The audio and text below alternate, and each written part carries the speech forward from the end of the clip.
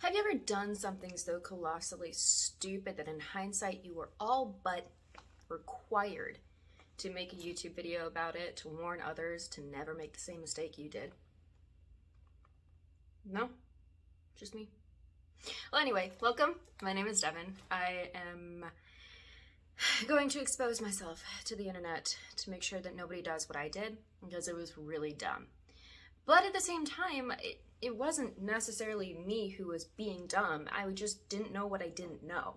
And you don't know what you don't know until you know it. Okay, to give a little background, I'll just kind of quickly introduce myself. Like I said, my name is Devin. Yes, I am a girl. I was lucky enough to go to university. I went to my undergrad, did amazingly in my undergrad, got my master's of science and applied psychology. It's a dual concentration, industrial organizational psychology, evaluative research, all very big words for I'm a geek, I'm a nerd. So I get hired by bigger geeks and bigger nerds. Finally, I was going to make some money. I was going to start my career.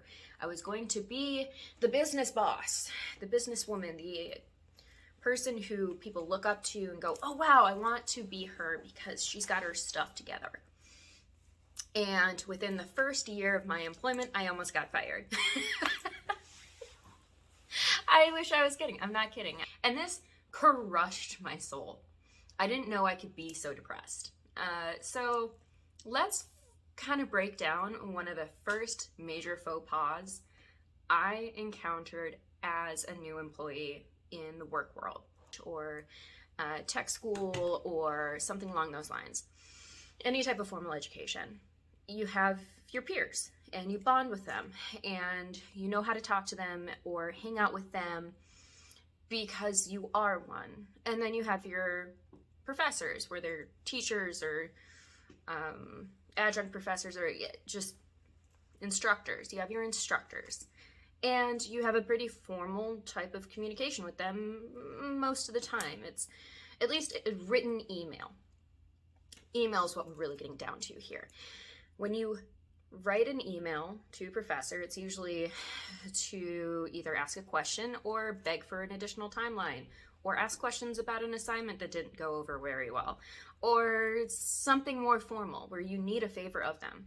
So you've got these two spaces that you talk to people. You have your colleagues, that's informal for the most part. Then you have your professors, who are more so like a higher step above your boss kind of relationship, where they can kind of determine your fate. Anyway, that's a long story. One of the first things I did, I sat my happy ass down in that chair and started to type out an email. And at first I was like, well, this is not anything quite like what I had dealt with before in my life, because I was either a student or student.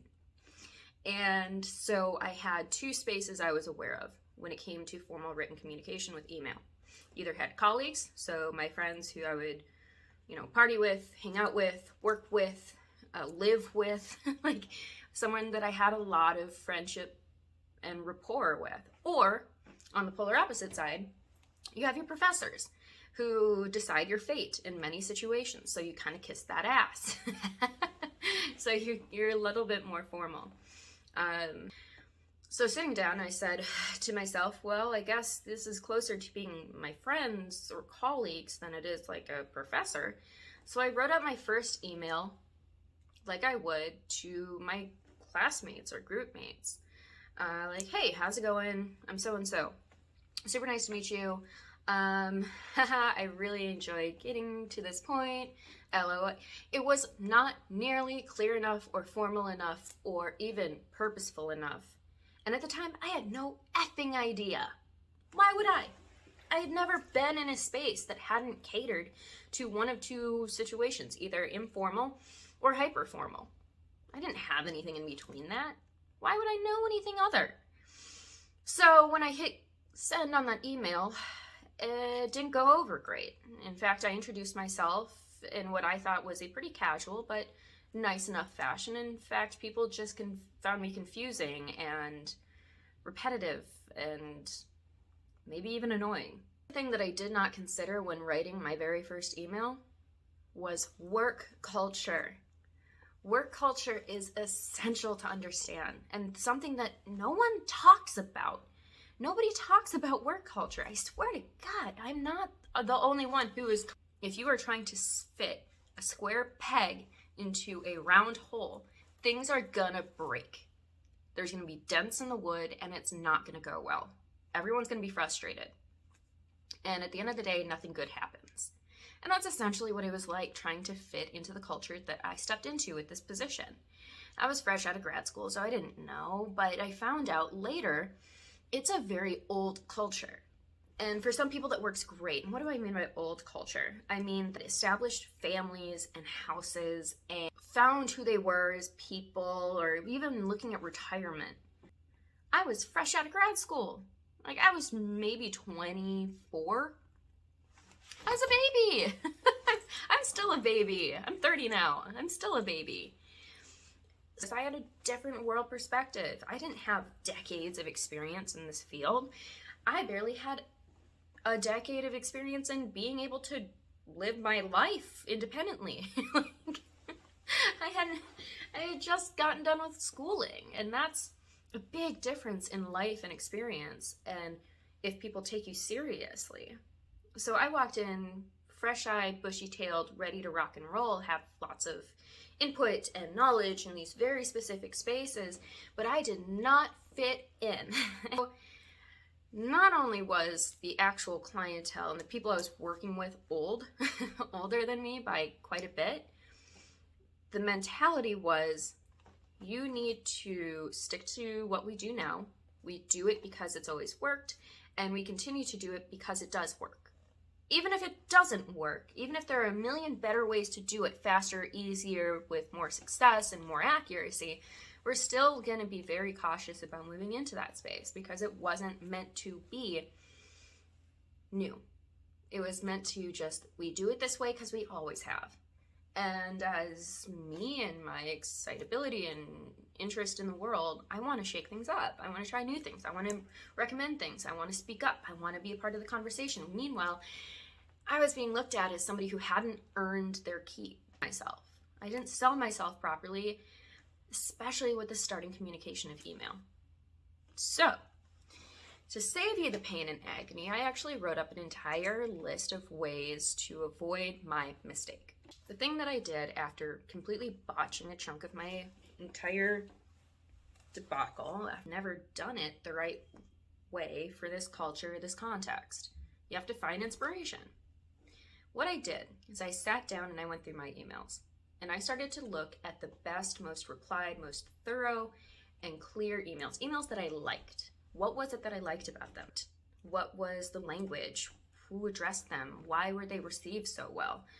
And after some Google searches, there are an entire world dedicated to just emails, just learning how to craft a proper email. There's theory applied. There are specific outlines for specific people and specific dates and times and templates and whatnot, but I wanted a pretty general email format. So, next step, I found a template. So, one, my boss, and two, someone I admired in the business. That way, I could mirror, if not completely replicate, the way that they talk. So, when I would go in to write my own emails, I was mirroring someone who was already successful. Now my communication has gotten so much stronger. I feel comfortable talking to anyone at any point about anything. I spilled on my sock.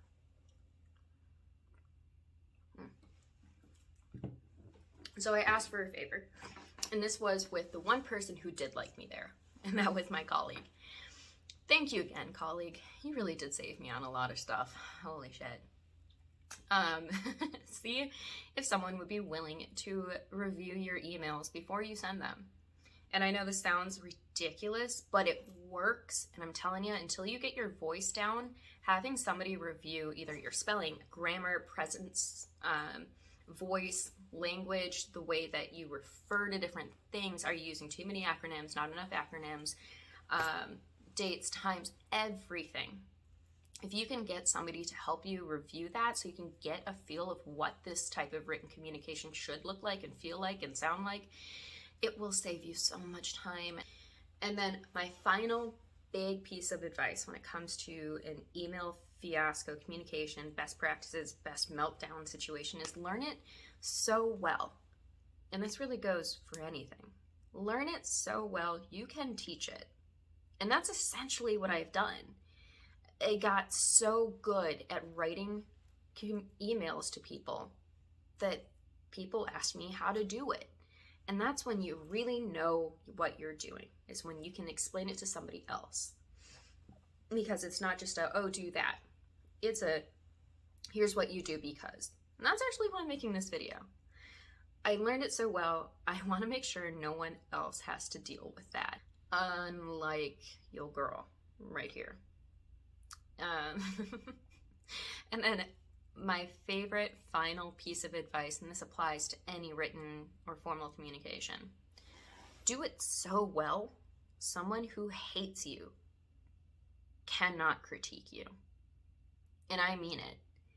Do whatever it is you do so effing good that no one ever can question the quality of your work or output. If anything, it makes your enemies really upset and sets you up for success in the future. Anyway, so I hope everybody enjoyed this little walkthrough of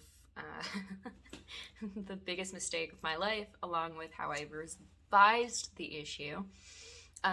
Make sure to give it a like, comment below any situation that you've ran into that's kind of like that.